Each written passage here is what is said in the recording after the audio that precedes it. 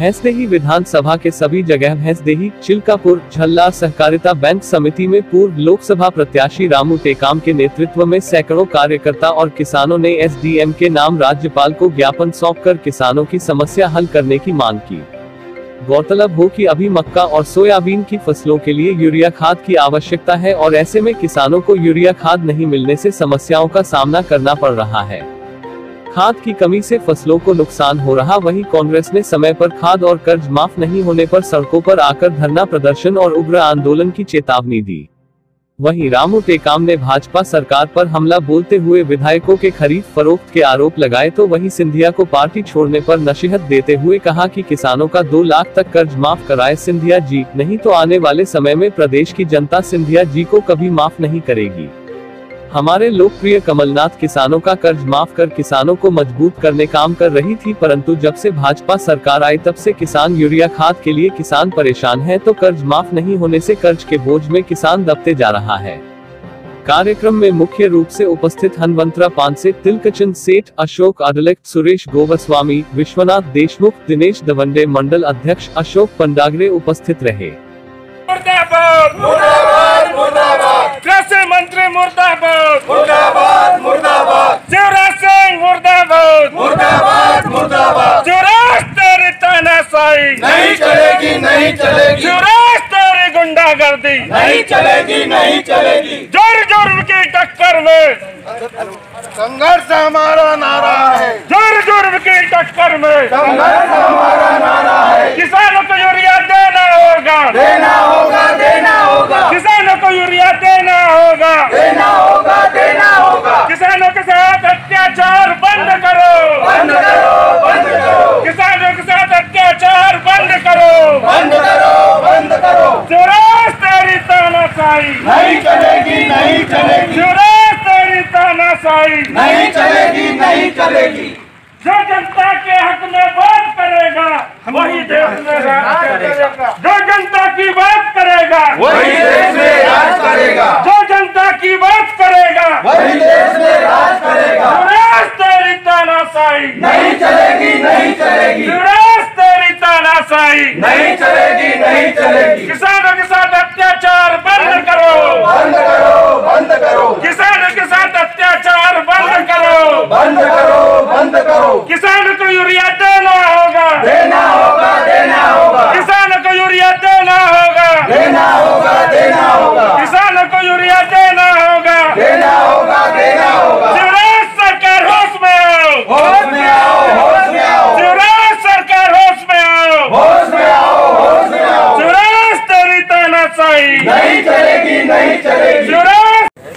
अभी 14-15 तारीख में रेट लगने वाली थी, अगर खाद की रेट लगती है तो खाद मिलेगा, किसानों को उपलब्ध कराएंगे।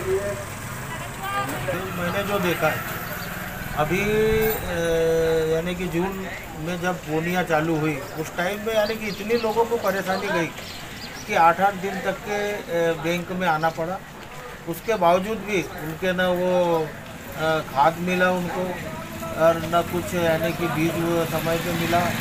तो मेरा यही है कि व्यवस्था किसान के लिए होना चाहिए। सबसे बड़ी बात तो किसान उसी के ऊपर निर्भर रहता है और वो बैंक से लोन लेके कर्ज लेके और वो बेचारा अपनी खेती पे वो खेती करता है, उसके बावजूद यदि उसको समय पे यदि सब खाद बीज ये नहीं मिला तो वो क्या क्या कर पाएगा किसान। बस मैं इतना ही। जी क्या नाम है आपका? यशवंतराव कनाट है जी। कनाटी जी बताइए, यूरिया को लेकर आज इतना बड़ा धरना प्रदर्शन हुआ, आप भी एक किसान है, क्या समस्याओं का सामना आपको करना पड़ रहा है? समस्या ये है कि अभी हमारी फसल मक्के की करीब 1 महीने की हो चुकी है और यहाँ सोसाइटी से यूरिया नहीं मिल रहा है। 1 बोरी दे रहे हैं, 1 बोरी में क्या होगा, जबकि मेरे पास में 25 एकड़ खेत है। तो ऐसे में हमारी फसल का क्या होगा। यह बीजेपी की सरकार जब से आई है तब से किसानों के साथ धोखाधड़ी कर रही है। समय पर न खाद मिल रहा न बीज मिल रहा, इसलिए पूरे किसान परेशान हैं। हम चाहते हैं कि किसानों को भरपूर यूरिया मिले ताकि उसके फसल का उत्पादन बढ़ सके, तभी किसान संपन्न होगा। सर क्या किस मुद्दे को लेकर आज ये धरना प्रदर्शन हुआ है? आज पूरे मध्य प्रदेश में कांग्रेस कमेटी के माध्यम से आदरणीय कमलनाथ जी के निर्देश पे और हमारे जिला कांग्रेस कमेटी के अध्यक्ष आदरणीय सुनील शर्मा जी के निर्देश पर आज पूरे बैतूल जिले में जिस प्रकार किसानों की हक को लेकर के आंदोलन किया जा रहा है, तो हमारे किसान भाइयों की मांगे हैं। तो हमारे साथ में हमारे मंडलम अध्यक्ष दावंडे जी, आदरणीय पंडागरे जी, अड़लक जी और सभी हमारे किसान भाई लोग यहाँ पे आए हैं सैकड़ों की संख्या में। और सबकी केवल एक ही मांग है कि अभी मक्का की बुआई हो चुकी है, सोयाबीन की बुआई हो चुकी है और लगभग बुआई सबकी हो चुकी है, फसल भी बड़ी हो गई है। और जो आज समय यूरिया देने का है फसलों को और समय पे यूरिया नहीं मिल रहा है ज़रूरत के हिसाब से, वो उनके हिसाब से दे रहे हैं कि हम 1 बोरी देंगे या 2 बोरी देंगे। हमारे पास में बड़े बड़े किसान लोग हैं और अगर वो समय पे यूरिया नहीं दे पाएंगे तो फसल का उत्पादन नहीं मिलेगा। फसल का उत्पादन नहीं मिलने की वजह से नुकसान किसका होगा? किसान का होगा। एक तरफ आदरणीय नरेंद्र मोदी जी कहते हैं कि हम किसानों को मजबूत करने की बात करते हैं, एक तरफ शिवराज सिंह चौहान जी कहते हैं कि हम किसानों का बेटा हूं और हम किसानों की हक की बात करेंगे। लेकिन ये यहाँ पे ज़मीनी हकीकत दिखाई दे रही है और यहाँ पे यूरिया नहीं मिल रहा है। ये सभी किसान भाई मेरे साथ में है। तो हमने माननीय SDM साहब के नाम पे, वैसदेही SDM के साहब नाम पे हमने शासन के लिए ज्ञापन दिया है कि समय पर यहाँ से इधर अगर यूरिया हमारे किसान भाइयों को नहीं मिलता है तो सभी किसान भाई पूरे जिले के और हमारे प्रदेश के बड़ा उग्र आंदोलन करेंगे, जिसकी जवाबदारी शासन की और सरकार की होगी। क्योंकि जनता ने कांग्रेस को मैंडेट दिया था, लेकिन भारतीय लोकतंत्र की हत्या करते हुए शिवराज जी ने और नरेंद्र मोदी जी ने विधायकों की खरीद फरोख्त करके सरकार गिराई। भाई जनता ने तो कांग्रेस को मैंडेट दिया था और कांग्रेस काम कर रही थी किसानों के हक में, लेकिन कमलनाथ जी की सरकार को गिराने का काम शिवराज जी ने किया और किसानों को बर्बाद करने का काम भी शिवराज जी कर रहे हैं। और एक तरफ उनके कृषि मंत्री जो कमल पटेल हैं, वो बोलते हैं कि हम किसानों का कर्जा माफ़ नहीं करेंगे, कि वो पाप है। ये बड़े बड़े उद्योगपतियों का कर्जा माफ़ कर रहे हैं, किसानों का कर्जा माफ़ करने में इनकी क्षमता नहीं है। और जिस प्रकार हमारे महाराज सिंधिया जी जो पार्टी छोड़कर गए थे कि 10 दिन में कर्जा माफ़ नहीं हुआ, किसानों की हक की बात नहीं हो रही, तो मैं पार्टी छोड़ के जा रहा हूं। क्या महाराज वहां चले गए तो क्या 10 दिन में कर्जा माफ़ कर देंगे?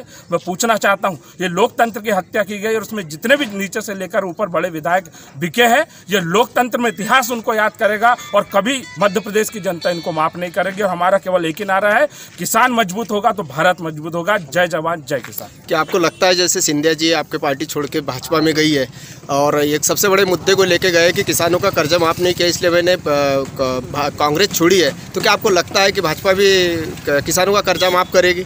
और इस मुद्दे को लेके क्या कांग्रेस के बड़ा मुद्दा बनाने के फिराक में है? आदरणीय कमलनाथ जी ने कहा है, जिस प्रकार हमारे चरणबद्ध तरीके से हम लोग किसानों का कर्जा माफ़ कर रहे थे और लगातार प्रमाण पत्र बांटना हमारा जारी था, किसानों का कर्ज माफ़ होना जारी था। और ये भी शिवराज सिंह ने स्वीकार किया है, मंच पे स्वीकार किया है इन्होंने। लेकिन ऊपर रंगा बिल्ला के सह पे जो इन्होंने सरकार गिराई है, जिससे अब हमारे बचे हुए किसान भाइयों का कर्जा माफ़ नहीं हुआ है। तो हम चाहते हैं, हम नरेंद्र मोदी जी से और हम सिंधिया जी से भी ये मांग करते हैं कि आप यदि किसानों की कर्जा माफ़ को लेकर के आपने पार्टी छोड़ी थी, तो क्या 10 दिन में आप वहाँ पे कर्जा माफ़ करोगे? ये देश की जनता और मध्य प्रदेश की जनता और किसान आपसे पूछना चाहते हैं।